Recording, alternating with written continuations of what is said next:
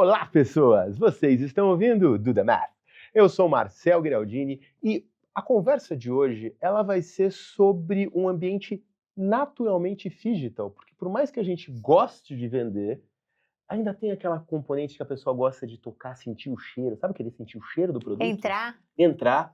Boa, muito bom, Marcel. E para isso a gente trouxe aqui um convidado especial, Guilherme Criscuolo Rosa, líder de canais digitais do Banco Mercedes-Benz.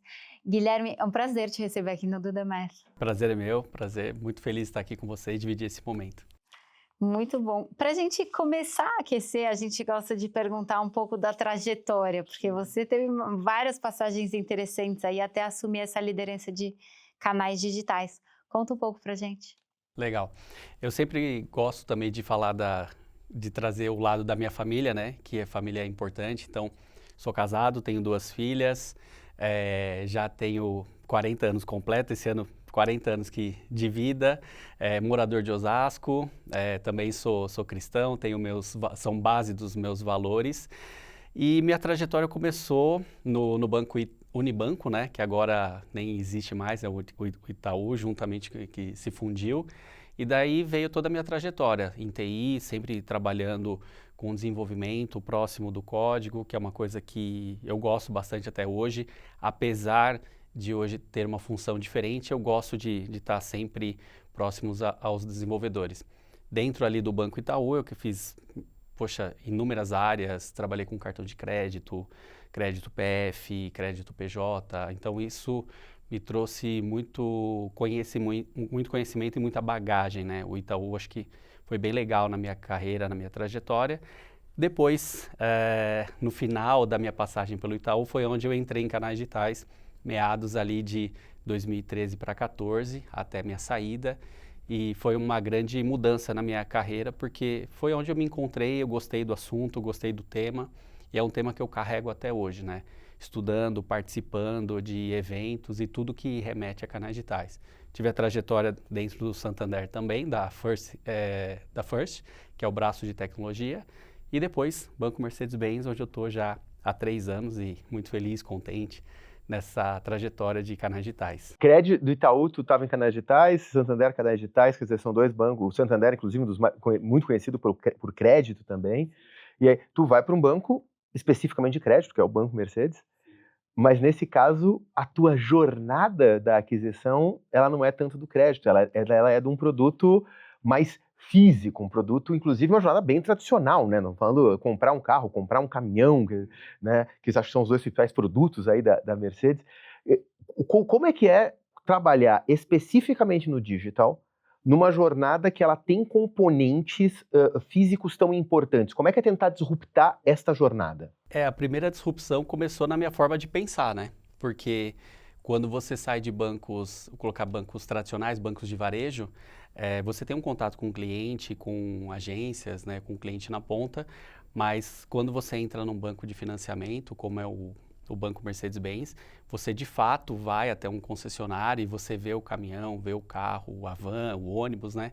É um mercado completamente diferente. Então, a primeira coisa é a mudança da forma de pensar, que foi a minha, né?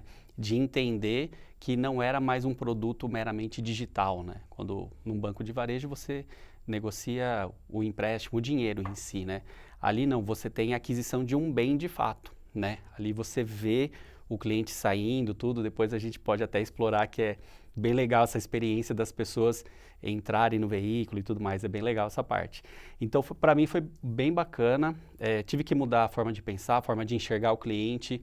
Nós temos outras pontas, né? Então, hoje eu tenho cliente na ponta, eu tenho um concessionário, eu tenho uma fábrica, né? Então, juntamente com o banco, então todo esse ecossistema para que o cliente saia satisfeito com o bem, que ele tenha essa experiência facilitada por um canal digital para aquisição do caminhão, que é o grande mercado que nós temos hoje no Brasil, né? O caminhão é o grande mercado.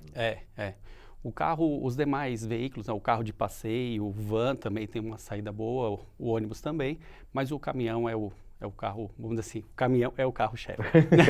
Você falou que tem uma parte legal e eu quero que a gente já explore essa parte legal, conta um pouco como que é essa jornada conexão entre o mundo digital e a importância dessa experiência física ali. Exato. Como eu falei, eu também não estava tão acostumado a ver a compra do bem de fato, né? Então, é interessante você ver que o cliente, né, ele quer sentir, ele quer ir e ver, ele quer escolher cor, escolher modelo, escolher textura de banco, né, banco de couro ou não. Então, toda essa experiência é muito legal para nós e nós temos que, de alguma forma também, ser um facilitador, porque o cliente tem esse foco de olhar o veículo em si, né? De entender ali, sentir o veículo, como eu falei. E nós, como canal digital, o nosso objetivo é que a gente deixe toda essa experiência bem fluida, bem tranquila para ele, né? Porque ele foque naquilo que é importante, que é, de fato, a aquisição do bem. Um facilitador também para o concessionário, porque tem essa outra ponta, né? O concessionário, ele também está ali no meio, ele também quer fazer a venda. O nosso maior contato nesse primeiro momento é com ele. Então, eu penso que a nossa forma de encarar, né, todo esse processo, forma de pensar para que seja algo bem tranquilo, bem legal, uma experiência digital, como que você colocou, né?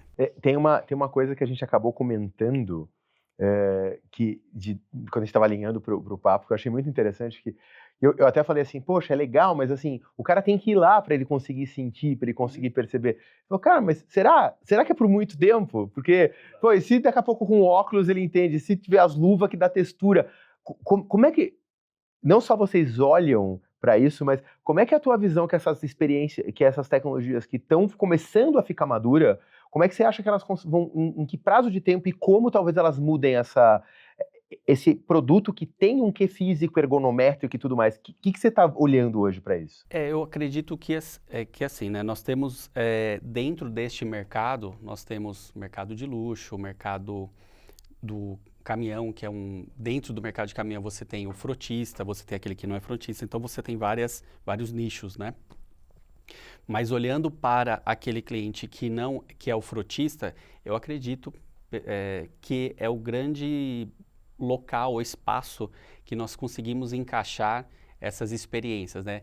Eu vejo, nós comentamos, né, que agora tem o óculos da Meta, que você consegue ver essa realidade aumentada e ter uma experiência totalmente diferente.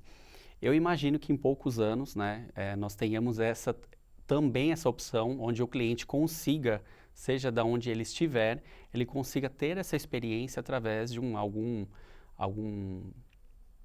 óculos ou qualquer outra coisa que traga essa experiência aumentada para ele, que ele consiga tocar ali o volante, olhar o painel do carro, do veículo, do caminhão. Então, ter toda essa experiência. Mas eu lembro que você trouxe um ponto também que é interessante.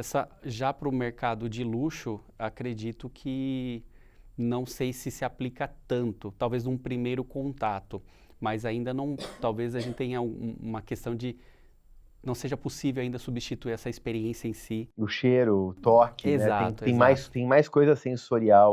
Muito, né? Eu, por exemplo, quando eu tenho oportunidade de frequentar, vou até alguma concessionária, algum lugar assim, é muito legal você entrar num veículo, você sentir, você vê que é uma experiência diferente, né?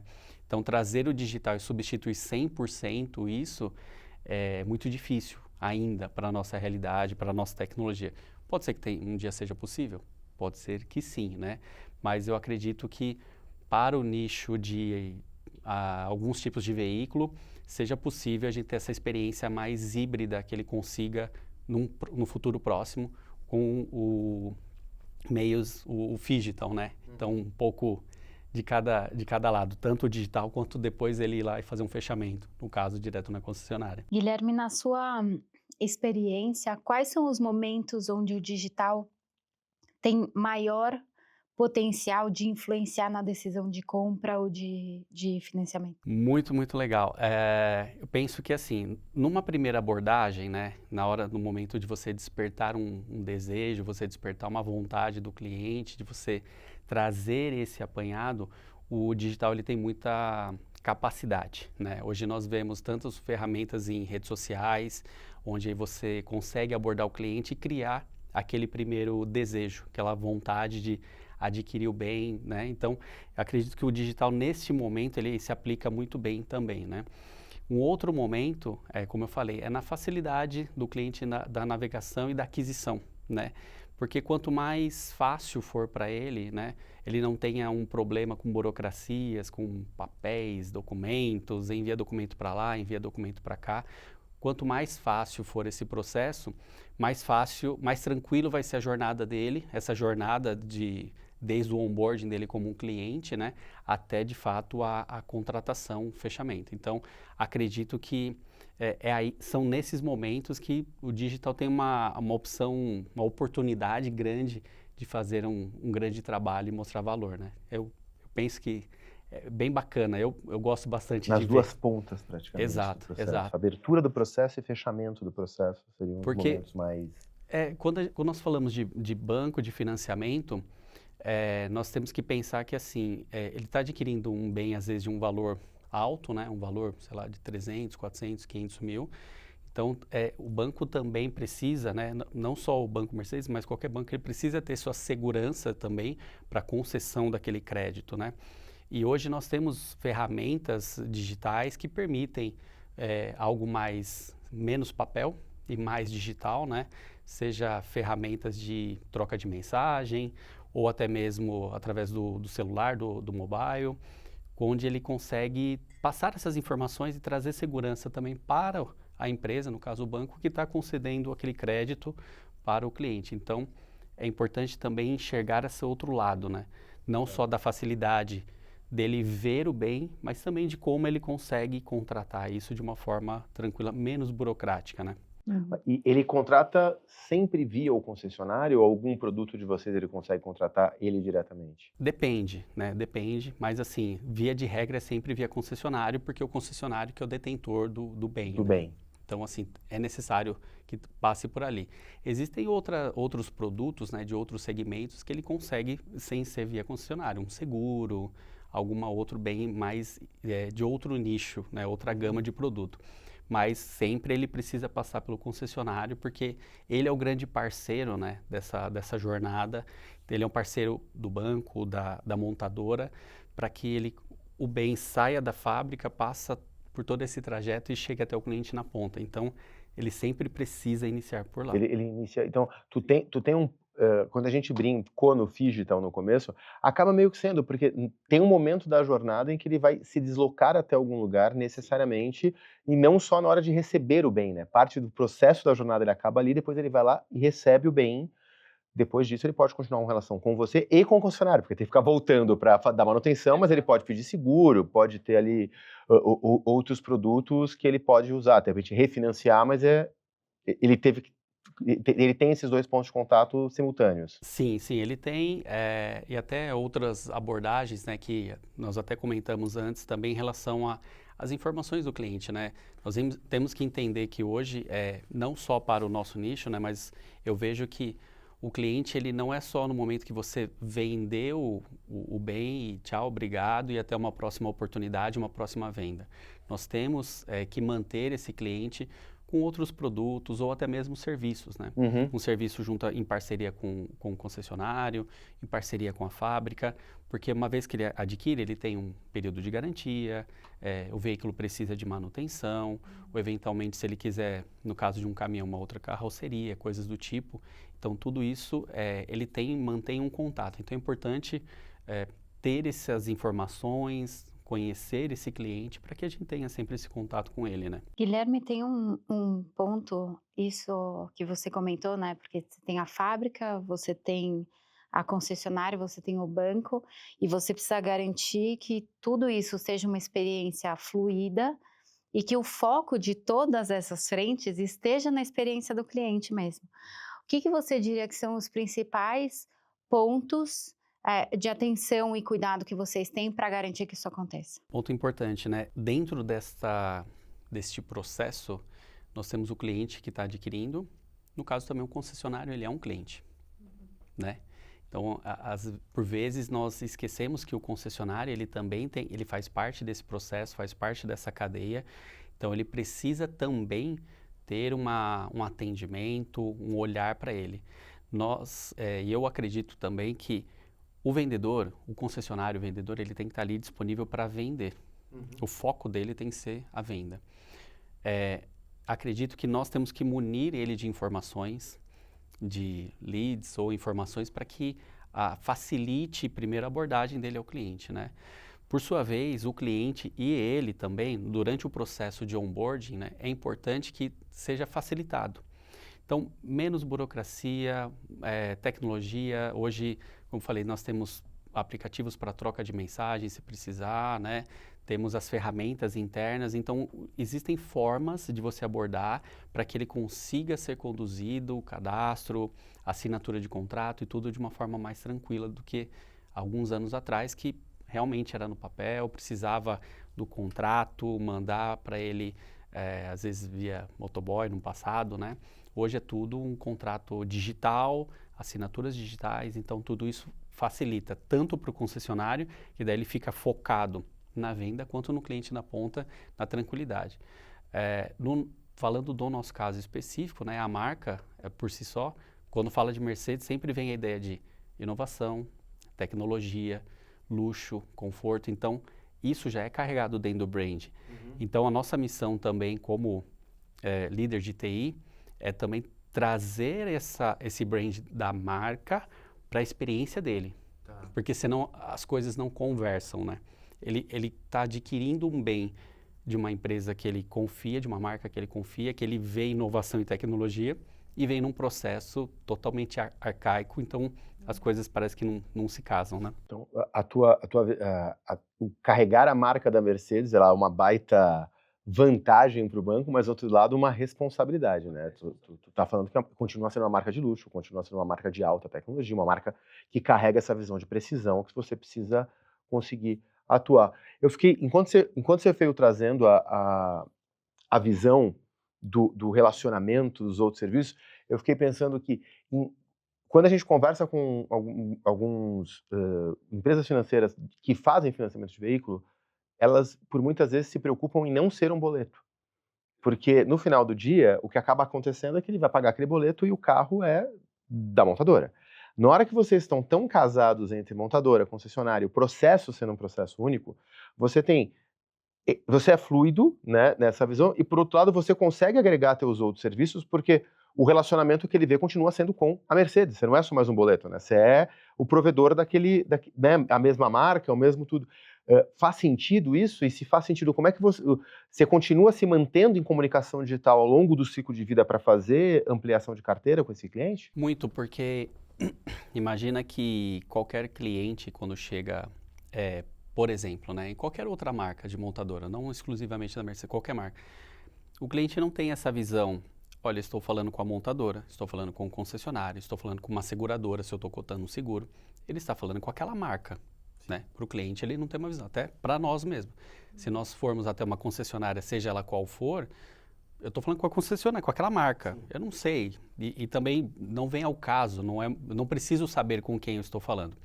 Então, é fundamental isso, que haja um casamento entre todas essas três pontas, né, que é o concessionário, a fábrica e o banco, e eventualmente até uma quarta ponta que seria uma corretora, caso eu fale sobre seguros. É importante que eu tenha um processo fluido e para que a gente consiga trazer essa experiência para o cliente, que ele está falando com, vamos dizer assim, uma única pessoa. Ele não está falando com várias pessoas, né? Obviamente, de vez em quando, né, o mundo não é perfeito. De vez em quando nós tivemos algumas conversas e descobrimos um processo que não está casado ali, né? Ele fala, poxa, precisamos atuar nisso aqui urgentemente porque tem uma ponta solta, né? É um processo que nasce na fábrica e vai para a concessionária e volta para o banco. Fala, poxa, por que concessionária e fábrica não se conversam, né? Que é o natural. Então, isso é importante, que faz todo sentido a sua pergunta e é muito boa por isso. É fundamental que durante todo o processo o cliente tenha essa noção de que ele está falando com a marca, não está falando com a empresa A ou B. Até mesmo para o concessionário é importante, né? O concessionário tem uma visão um pouco mais, vamos dizer assim, para dentro de casa, mas é importante também que ele tenha ele é um grande parceiro nisso. Ele fala, poxa, por que vocês não se conversam aí nesse determinado ponto do processo, porque senão eu viro um cotovelo, volta para mim, eu tenho que devolver para A ou para B, né? Então é bem interessante isso, né? Ele realmente é um parceiro. Guilherme, a gente está falando, você comentou ali, né? Tem uma parte que vocês se preocupam em conhecer esse cliente final, independente dessa camada da concessionária, ali vocês se preocupam em ter essa relação. Até onde você entende que os dados apoiam na personalização desse relacionamento ali, sem perder esse cuidado? Excelente, excelente, muito bom. Eu acredito que no passado nós tínhamos uma coisa que tudo nascia do escritório para a ponta, para o cliente. Então as ideias vinham, nós brincamos, né? Vinha do carpete pro asfalto, né? Não é assim que funciona e não é assim que deve funcionar. As coisas nascem, essas informações nascem ali do cliente, do concessionário para dentro. Então todos os insights, todas as ideias vêm de fora para dentro. Por isso é importante, primeiro, ouvir esses clientes, estar próximos a ele, estar nas concessionárias e ter um controle de dados, no controle no sentido de saber o que está acontecendo para que isso gere ideias, novos projetos, para que possamos atender melhor esse cliente da ponta, né? E hoje, não só o mercado como um todo, ele é muito rico dessas informações. Os nossos veículos, caminhões, eles geram informações além das informações durante o processo de onboarding, né? Então, tudo isso gera um material muito rico e uma grande dificuldade, né? Que é um ponto que a gente tem que colocar de atenção, é como administrar todos esses dados, ter uma boa leitura dele e dentro dele identificar oportunidades, né? Temos profissionais hoje que fazem isso, que são analistas de dados, cientistas de dados, mas também a IA vem, né, tomando todo cuidado com o LGPD, mas é importante que a IA também é mais uma ferramenta que nos ajuda dessa visão de identificação de oportunidades desses dados que nós já acabamos tendo do cliente, do veículo, né? É um ponto que às vezes passa batido, mas o veículo também é uma ponta importante, né? Porque ele gera informações, necessidade de manutenção ou qualquer coisa do tipo. Hoje os nossos veículos, independente da marca, ele já sinaliza algumas informações para nós. E isso pode servir de insight para as montadoras, no caso, né? E daí, isso vocês também, como banco, trabalham, por exemplo, no apoio financeiro das manutenções, revisões, tudo mais, tem pacotes para isso também? Sim, sim, isso é uma prática, né? Assim, todas essas montadoras junto com o braço financeiro, você pode fornecer serviços para que facilite para o cliente, né? Esteja incluso, às vezes, num financiamento ou coisa assim, para que ele tenha também esses pacotes de serviços de manutenção ou qualquer coisa do tipo. Então, são serviços que... Acredito que isso é um ponto que até eu tenho visto, né, bastante discussão no mercado, que a tendência é que a gente veja cada vez mais isso, né?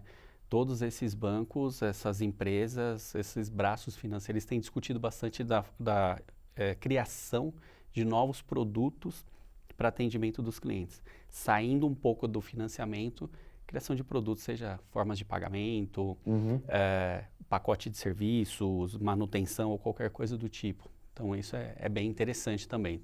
Tem vindo uma linha de pensamento nesse sentido. Engraçado porque, Guilherme, tu trouxe que a inovação está vindo das pontas. Criação de novos produtos de acordo com a mudança da necessidade do cliente. É uma visão meio ágil, né, Fabito? Tu fala assim, isso daqui me parece uma coisa meio ágil, meio lean. Por outro lado, quando a gente pensa em senso comum, tudo bem que o Djalma já veio aqui, o Djalma da Ford veio aqui outro dia e assim, o senso comum ele destruiu. Mas, numa visão de senso comum de uma montadora, e aí por definição banco de montadora, a gente pensaria numa visão mais tradicional. Hoje, como é que vocês estão operando? Vocês operam já numa visão ágil? Vocês estão mudando para isso? Como é que é a parte dessa cultura de inovação? Exatamente, isso é bem interessante, porque eu acredito que assim, se a pessoa não tem, se a empresa, as pessoas que são daquela empresa não têm uma mentalidade de inovação, tá fora do mercado. Porque precisamos, todos nós, termos uma mentalidade de inovação. O tempo inteiro, vendo onde podemos melhorar o processo, onde podemos deixar mais ágil. Essa questão do Lean é uma parte importantíssima, tem sido muito discutido isso, né, em todos os segmentos. A questão da eficiência, né, que é até um ponto que a IA vem trazendo forte, também vem batendo forte nessa questão de eficiência, de você ter agentes que facilitam aquele trabalho do dia a dia, aquele trabalho mais operacional e permite que os profissionais tenham tempo e disposição para pensar em outras coisas mais estratégicas, né? Então, inovação é uma coisa, assim, fundamental, mas reforço, é importante ter essa mentalidade de inovação, questionar as coisas, né? Olha, sempre foi feito assim, né? Mas deve continuar assim? É o melhor caminho continuar assim? Tem algo que nós possamos fazer para mudar, né? Até interessante que hoje eu estava numa reunião com alguns colegas e nós estávamos discutindo isso, né? A importância de você questionar os processos, né? Porque, de fato, empresas mais tradicionais, você tem uma tendência a falar assim, olha, sempre foi assim, é assim que é e faz parte e vamos seguir assim. Mas não deve ser, né? O mundo moderno, ele pede esse questionamento das coisas e para que tenhamos mais eficiência naquilo que é entregue, né? Você comentou sobre essa questão de questionar, e isso é super interessante, porque é isso que acaba provocando, até isso, a gente sempre fez assim, tá, mas por quê? E aí se provoca esses pensamentos e fala, tá, dá para fazer de uma forma diferente. Que outras práticas ou rituais você entende que são importantes para ter essa aceleração ali nas entregas, principalmente quando a gente está falando de canais digitais? É importante isso que é a questão do foco, tá? É uma prática que eu levo comigo, assim, tudo que vem, eu tenho o hábito de perguntar o que eu estou fazendo, por que eu estou fazendo, qual o objetivo, qual o problema que eu estou resolvendo com isso daqui. O problema é de quem? É do cliente? O problema é algum problema de fato? Ou é algo que nós achamos apenas que pode ser melhorado, mas não resolve nada, não traz nenhum benefício? Então, essa parte do questionamento, do foco, do que eu estou fazendo, por que eu estou fazendo.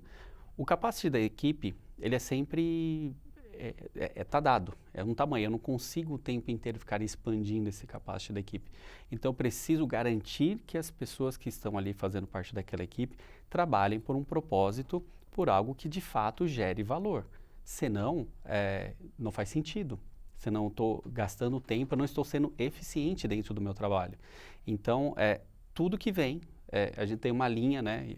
Hoje já com o tempo ali com a equipe já adotou isso no DNA, né? Então está mais tranquilo para mim, mas é importante para passar essa cultura para todos, né? Tudo que vier questiona, mas não questiona no sentido de não vou fazer, mas por quê, para quê, qual o objetivo, o que eu estou resolvendo, qual o problema que eu resolvo com isso daqui. Se não tiver nenhuma resolução, se não tiver nada, não tem por que fazer. Fazer por fazer, não estou sendo eficiente, eu estou gastando dinheiro, eu estou rasgando dinheiro. Dinheiro, tempo, tudo, tempo, né? energia. E é tão prazeroso, eu penso que quando você faz uma entrega, né? Uma entrega de valor, um projeto ou alguma coisa, você fala, poxa, todo mundo ficou feliz, o cliente, concessionário, às vezes até a fábrica, a empresa como um todo fala, olha, poxa, que entrega bacana que vocês fizeram, isso facilitou, agregou, gerou mais receita, aumentou o faturamento, então são coisas assim, muito gratificante, é legal isso, então é importante ter esse feedback, né? Você pode compartilhar com a gente alguma das inovações que vocês fizeram, que você conseguiu aplicar isso hoje em dia, nas últimas entregas? Eu acredito que assim, tem uma que não é, vamos dizer assim, como tecnologia, não é uma tecnologia inovadora, já é uma tecnologia batida no mercado, né? Mas é até é de conhecimento do mercado, então não teria problema, né? Nós fizemos uma entrega recente, né? Que saímos de algumas comunicações que nós enviávamos para os clientes através de SMS, e ele não tinha tanta efetividade por causa da tecnologia SMS. Ela tem limitações, né? É uma tecnologia já antiga, né? E nós fizemos uma mudança, conseguimos aprovação, né? Porque tem que tomar muito cuidado com os dados do cliente, LGPD. Nós temos muita responsabilidade nesse sentido e começamos a usar o WhatsApp, por exemplo, para mandar algumas comunicações. A melhora foi na hora, instantânea, a hora que viramos a chave lá, liga, já começou a melhorar a comunicação mais efetiva, aumentou o percentual de recebimento, o percentual de respostas e interação, e abriu um leque de possibilidades, né, de ideias, as pessoas já começaram a enxergar coisas, falam, poxa, aqui dá para fazer isso, dá para fazer aquilo. Então, assim, é isso que eu acho de inovação, que eu acho legal. É uma ferramenta, o WhatsApp é uma coisa batida no mercado, já antiga, não é nada novo. Para o nosso contexto, é uma coisa que às vezes pensávamos, será que seria bom, efetivo, será que sim, será que não? Fizemos o processo, fizemos um piloto, funcionou, ativamos para todo o público, o sucesso foi assim, grande, imediato, e os números mostraram, né? Nós acompanhamos sempre com os números, né? A efetividade. Na hora, vimos que, pô, acertamos, golaço, e a emoção, a comoção foi geral, que surgiram novas ideias, né? Acho que isso é legal. Guilherme, a gente falou da experiência e da compra do caminhão, ou da compra do automóvel ali, e você comentou, né? O canal digital, ele pode apoiar em vários momentos e ainda tem o desejo do cliente de ir lá fisicamente e tal. E você está trazendo até... Tá, o WhatsApp, ele já é uma tecnologia antiga, digamos assim, né? E tem muita coisa nova surgindo. Como que você imagina que vai ser essa experiência? Aí é a sua visão mesmo, tá? Como que você imagina que vai ser a experiência, por exemplo, na compra de um caminhão nos próximos... É que a gente fala 5 anos, já parece tão distante, Não, né? acho que 5 meses. Eu acho que tá por aí, né? Nem tão lá, nem tão cá, mas o que você acha que vai ser mais transformador? Muito legal, e assim, é tão, como que eu vou dizer, tão difícil de pensar, porque 5 anos é muita coisa, pode acontecer, acho que 3 anos é muita coisa que pode acontecer, 2 anos é muita coisa que pode acontecer, né? Mas eu penso que essas gerações, e deixando bem claro que o mercado é muito grande, tem um mercado de luxo, tem outro que não é tanto, enfim, mas dizendo do mercado em geral, né? A tendência é que essas gerações que estão vindo, elas estão vindo já digitais, diferente, né? Acho que a minha geração, talvez a nossa, pegou esse híbrido, né? Nós somos uma geração que nós vimos o telefone tecla, disco, e ao mesmo tempo somos a geração do iPhone, né? Então nós temos nós sabemos o que é um videocassete e sabemos o que é o YouTube, né? Minha filha não sabe o que é videocassete, não tem ideia do que seja. O verbo rebobinar, ela não faz noção do Não. A emoção de pegar uma tampa de caneta E para girar, virar, né, assim, não fita, né? sabe o que é isso. Emocionante. As meninas ali estão rindo, mas elas também não sabem. Não sabe, não tem noção do que é isso. Então, essas novas gerações já é algo mais comum você fazer, por exemplo, compras online. É uma coisa que é comum, não é algo de outro mundo, não traz essa insegurança, né? Minha mãe, por exemplo, ela fica meio insegura, ela pede para eu comprar para pagar no cartão dela, porque ela fala, você sabe das coisas, eu posso cometer algum erro. Então, eu acredito que essa experiência vai vir dessas compras online, até de veículos, com essas experiências que, como eu falei, assim, de você conseguir, talvez com óculos, alguma coisa, você olhar. E essas ferramentas de IA, elas estão vindo, né? E eu acredito que elas já vêm coisas do tipo, você consegue perguntar para elas qual que é o melhor veículo que se encaixa para o meu perfil. Ela já te dá essas possibilidades. Até opções de financiamento. Quais são os melhores produtos, as melhores taxas. Então, eu acredito que nós entraremos em breve, né, nesse mercado essa concorrência, que esses agentes, eles conseguirão trazer mais opções do que hoje eu tenho que pesquisar ali, aqui, acolá. Ele vai trazer e vai falar assim, ó, esse aqui. Então, fica cada vez mais difícil se você não estiver com a tecnologia, olhando para isso, olhando para essa experiência, facilitando, sendo eficientes, tendo um pensamento lean, a competição ficará maior e esses agentes devem trabalhar, né, a favor daqueles que têm os melhores preços e contra aqueles que não têm, né? Você está falando, eu fiquei pensando aqui, eu fiz, logo que começou, dentro do Mercado Livre, não sei se você viu, a GWM está vendendo os carros lá dentro. Será? E eu fui simular. Só que não é bem uma simulação, você está comprando de verdade. Você está ali, então eu fui, então tá. Filho, assim, a hora que pedir o cartão eu não dou, né? Vou ver até onde vai.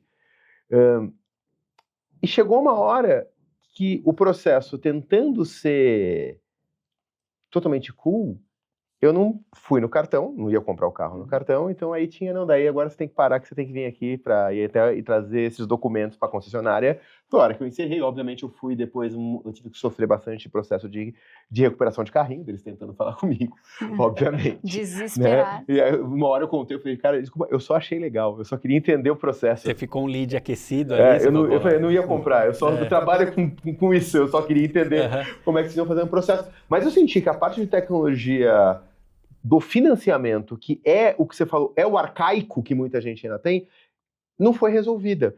Então, na minha cabeça, e agora tu me corrija, se você está tentando olhar, se alguém do mercado hoje vai olhar para o mercado de compra de qualquer produto, e acho que daí não é só o produto do carro, qualquer produto que tem uma trava de tecnologia da informação, vamos dizer assim, que tem muito papel, né? E nós não estamos falando, hoje não necessariamente, porque não está tokenizado, não, já dá para se aplicar a tecnologia para diluir o papel do hoje. Me parece que é por aí que tinham que se começar, e não necessariamente com a vitrine digital. Eu estou muito errado, você que está dentro desse mercado hoje, tua visão é a mesma? Eu acredito que sim.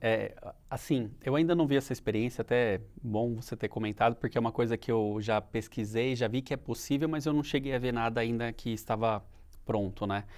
Mas eu penso que talvez a questão seja, talvez eles estão lançando isso também para ver se há uma aceitação, Tem aderência? se tem aderência, se vale investir, se vale, como se fosse um MVP. Vamos ver se, vamos até aqui, que essa parte, vamos dizer assim, é mais fácil de fazer, vamos até aqui, e aí vamos experimentar, né? Porque tem muito isso de experimentação mesmo, de você ver se tem uma aderência.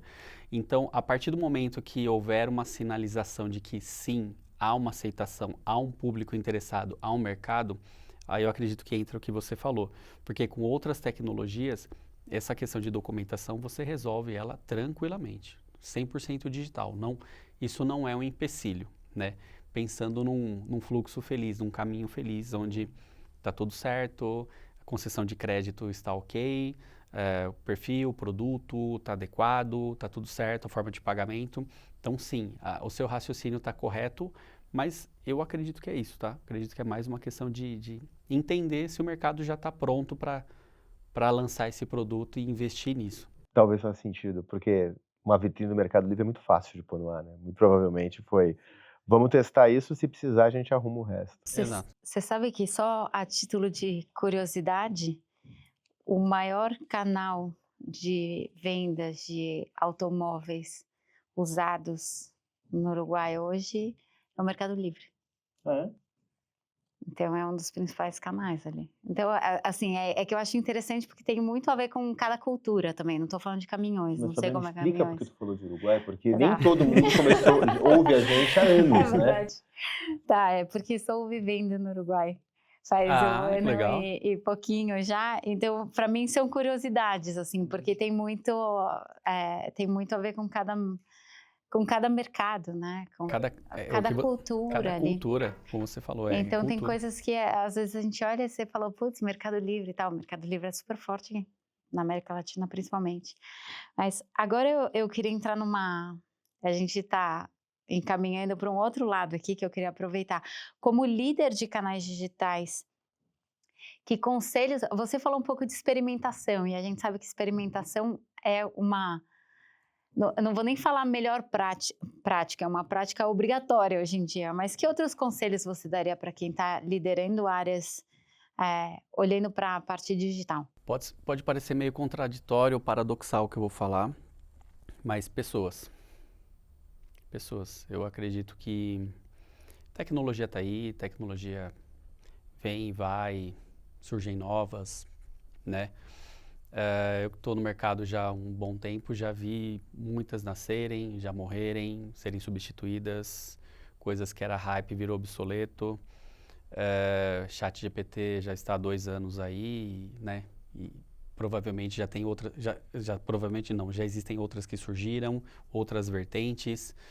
Então, pessoas. Eu acredito que no final do dia, mesmo que falemos de tecnologia, inovação, agentes de IA, são pessoas, os talentos. É importante a gente ter um bom time com pessoas comprometidas, pessoas com foco, pessoas que têm esse DNA inovador, que estejam afim, né?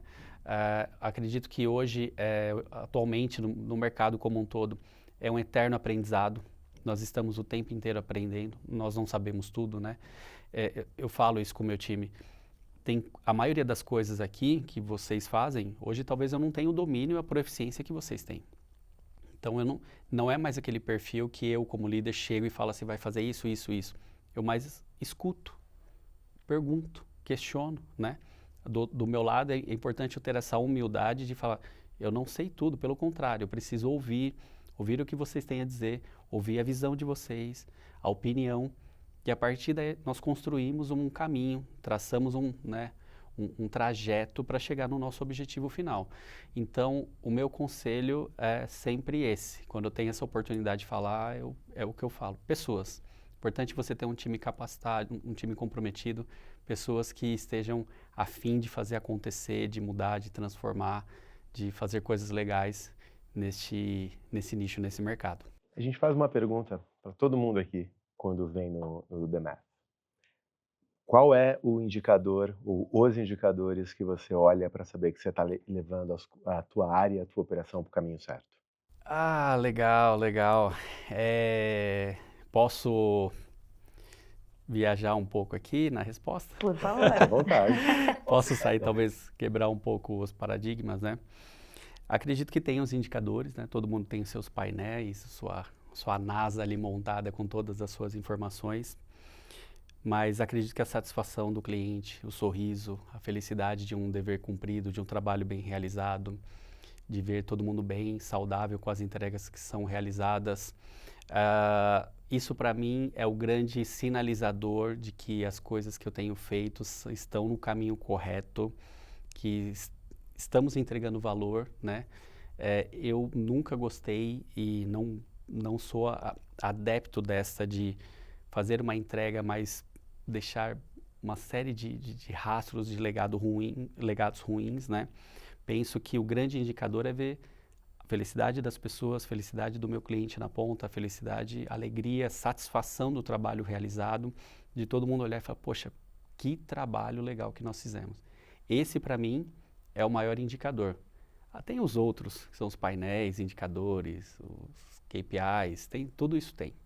Mas esse, para mim, é o grande direcionador, é o norte que mostra que eu estou no caminho correto. Muito bom. E, Guilherme, para quem quiser continuar te acompanhando e vendo conteúdos, qual é a melhor rede? A que eu mais uso é o Instagram. Ali eu posto bastante coisa até da minha vida pessoal, tenho um hábito de gravar coisas, não só de tecnologia, tá? Ali dou até receita de café, dos cafés que eu gosto de fazer, a passeios, que se eu não me engano, é Gui Criscuolo Rosa. Tem até que conferir, mas acho que é Gui Criscuolo Rosa. Depois eu passo para vocês certinho para colocar ali na descrição. E ali, sim, eu falo de inúmeras coisas, falo da minha família, conteúdos, falo de tecnologia também, café, coisas que eu gosto, passeios, diversão, momentos bons e agradáveis. Então, para cafés e tecnologias, o link vai estar na descrição. Acessa lá. Guilherme, muito obrigado por estar aqui. Obrigado a vocês. Fabinho, obrigado mais uma vez. E chegou até o final, vocês já sabem, vocês já ouviram direto de mim. Vai lá, curte, comenta, compartilha. Ajuda bastante. 5 estrelinhas no agregador de podcast. É só o que a gente pede. É conteúdo bom toda semana. Estamos indo para 200 episódios. É a única coisa que a gente pede. Vai lá e faz. Custa nada. Você não tá com ler no dedo. Faz lá pra gente. Até semana que vem, gente. Valeu. Obrigado. Obrigado, gente. Tchau.